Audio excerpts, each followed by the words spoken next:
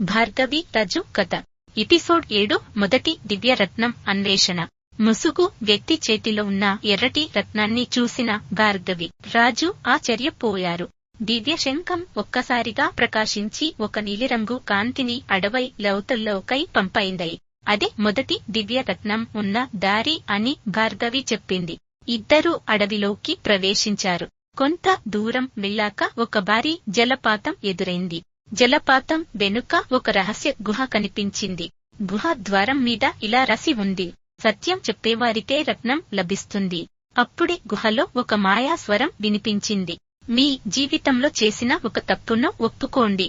రాజు ముందుకు వచ్చి, ఒకసారి నా స్నేహితుడిని అనుమానించాను, అది నా తప్పు అని చెప్పాడు. భార్గవి ఒక చిన్న విషయాన్ని దాచిపెట్టి నా కుటుంబాన్ని బాధపెట్టాను అని నిజం చెప్పింది. వెంటనే గుహ తలుపులు తెరుచుకున్నాయి. మధ్యలో నీలం రంగులో మెరిసే దివ్యరత్నం కనిపించింది.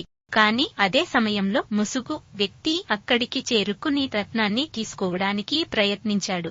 దివ్య శంఖం శక్తితో రాజు, భార్గవి అతన్ని అడ్డుకున్నారు. ముసుగు వ్యక్తి పొగలో మాయమైన ఒక పురాతన పటం అక్కడ పడిపోయింది. ఆ పటంపై ఇలా రాసి ఉంది: మిగిలిన 6 దివ్య రత్నాలు భూమి, నీరు, తల్లి, దాయి, ఆకాశం, వెలుగు ఆలయాల్లో దాగి ఉన్నాయి. భార్గవి రాజు మొదటి దివ్య రత్నాన్ని భద్రపరచి తదుపరి సాహసానికి సిద్ధమయ్యారు. కొనసాగుతుంది. ఎపిసోడ్